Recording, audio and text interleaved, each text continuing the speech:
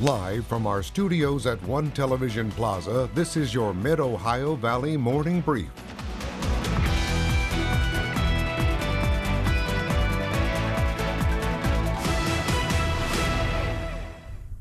Good morning, Mid-Ohio Valley, and thanks for joining us today for your morning brief. I'm Emma Grace Myers. And I'm Henry Grof, and we finally made it to the end of the week. This was a long week. It really felt like it, and here's some bad news. Our weekend is going to be an hour shorter. I know, it's even a weekend where I'm going out of town. Why do you hate me, Henry? Truly. Yeah, unfortunately, daylight savings time is coming around, which means clocks are going to be moving forward by an hour. So it does have its downsides of losing an hour of sleep. So don't forget Sunday morning to move those clocks up ahead by an hour. That does mean the sunrise is going to be at 7:48 Sunday morning. So when you wake up early in the morning, Monday morning for work, there's still going to be a lot of darkness out there. But here's the good news. Sunset is going to be around 7:30 Sunday evening. So when we get that dry weather coming back, you'll be able to enjoy a longer evening there. But before we get to some pleasant weather on the way, we still have to deal with some ongoing flooding this morning, and then Saturday tracking that threat for some severe thunderstorms. Flood warnings still remain in place across southeast Ohio. Those are going to continue until 11 a.m. this morning, but there is that chance those could continue to get extended further beyond that.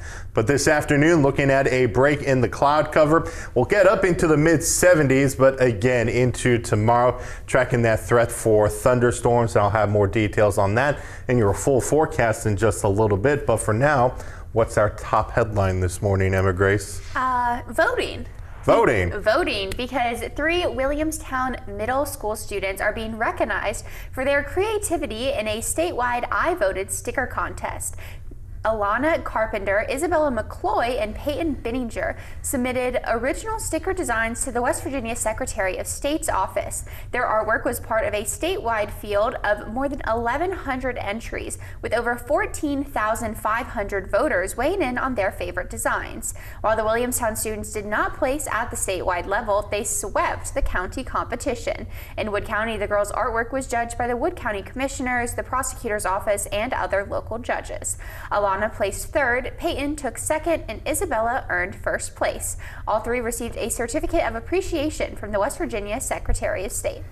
And that's my favorite thing about voting is getting that free I Voted sticker. I know. In Ohio, they have a really good one with the outline of the state and then saying I voted.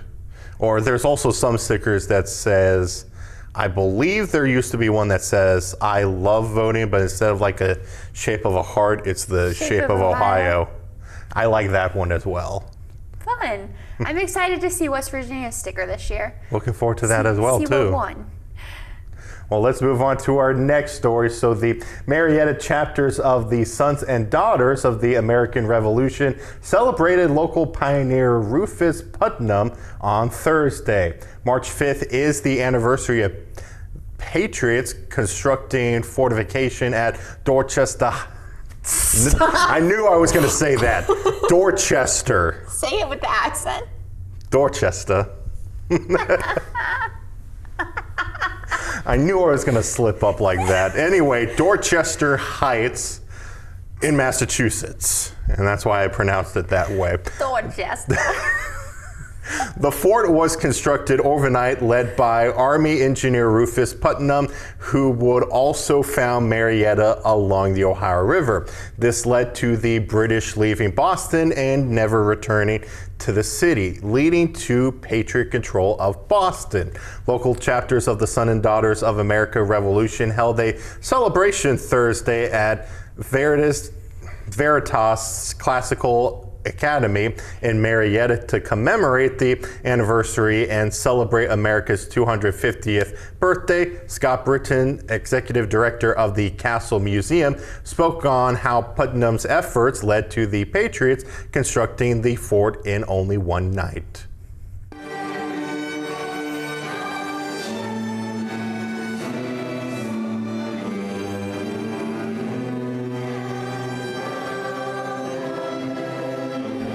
British went to bed at night, there was nothing on Dorchester Heights that night.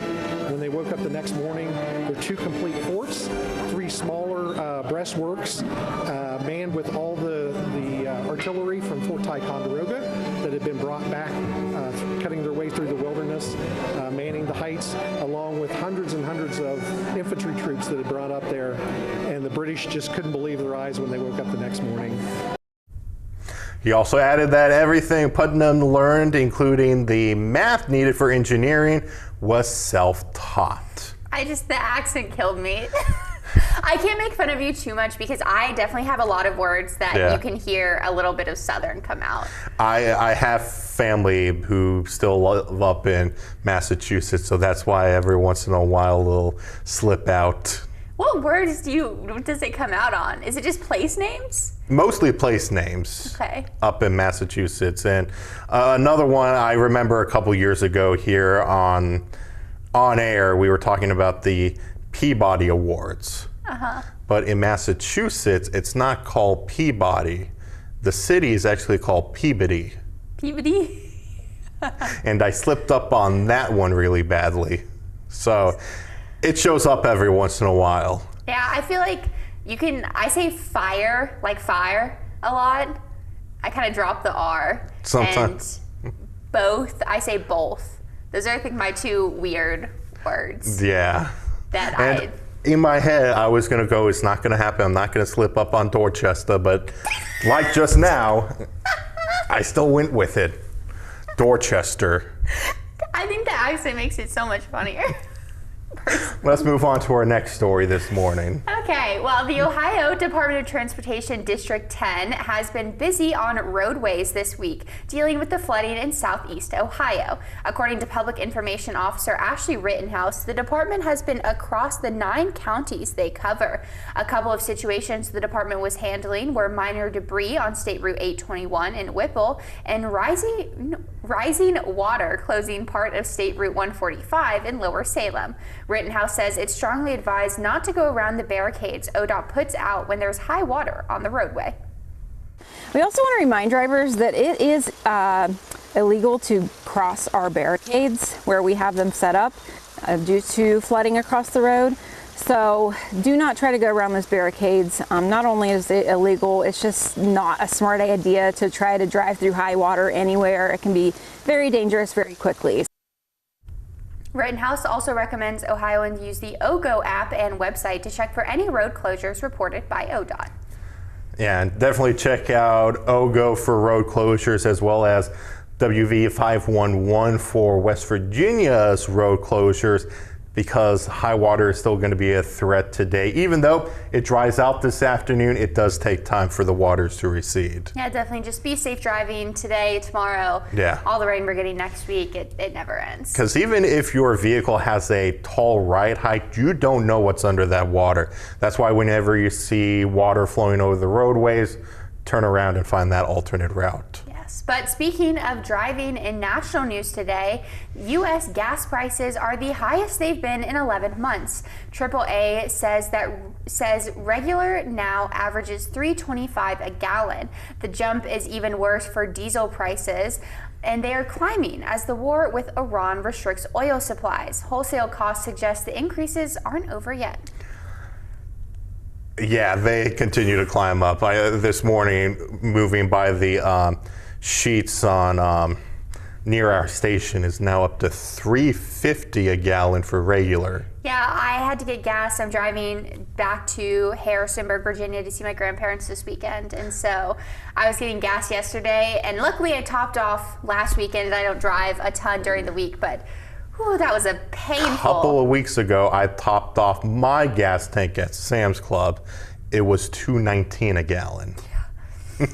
When I got a gas, huge difference. $2.49, like literally on Saturday of last week. Yeah, so we're really going to be feeling the pinch in our wallets with gas prices continuing to climb up. We are, but we have some good news coming up after the break because new Barbies are coming out for International Women's Day, and there's a video game that lets you be a Karen. Interesting, and then we're also still going to be talking about rain. Hooray. But there's some good news on the horizon.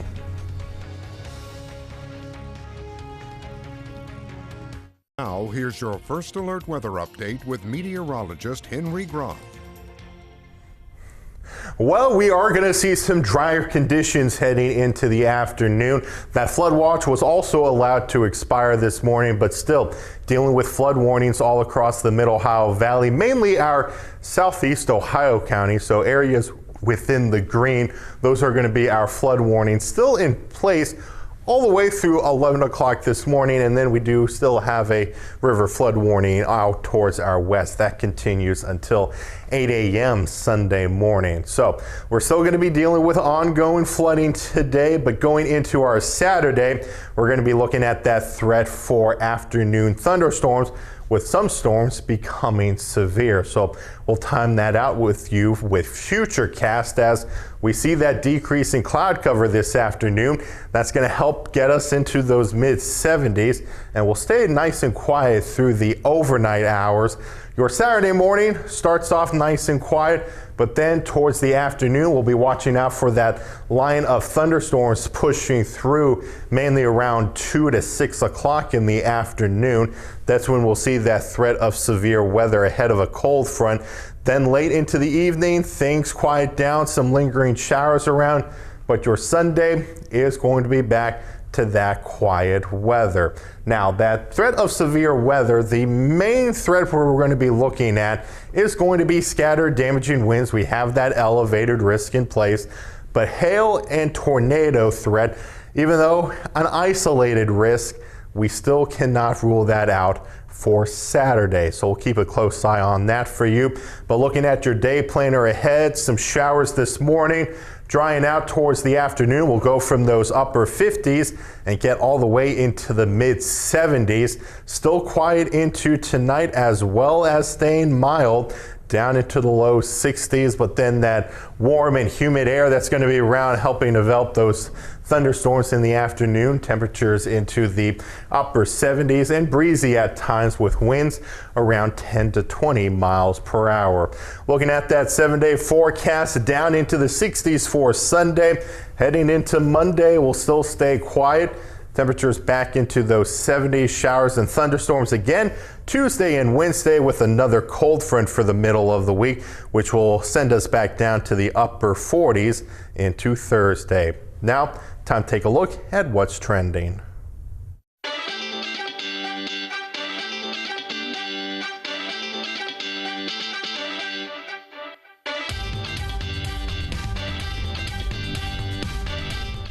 Well, let's wrap up this Friday with what's trending, and today we're going to be talking about Barbie first. Yes, we are, because International Women's Day is on Sunday, and Barbie is marking it with a new collection. Mattel says the Dream Team lineup honors female pioneers. The Americans include tennis legend Serena Williams and U.S. astronaut Kelly Girardi. Other dolls in the collection represent women from around the world. That includes race car driver Regina Servant Alvador from Mexico, soccer player Chloe Kelly from the UK, and pop artist Helene Fischer from Germany.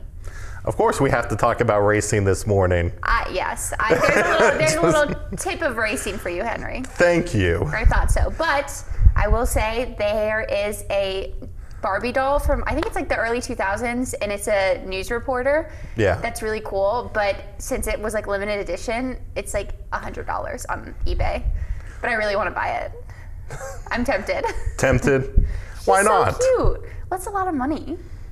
Yeah, I guess probably win the lottery and then go buy it. Yeah, well, and then more. If I win the lottery, there are a lot of other things. But no, those are some pretty cool options out there now for International Women's Day. Would you get the race car Barbie?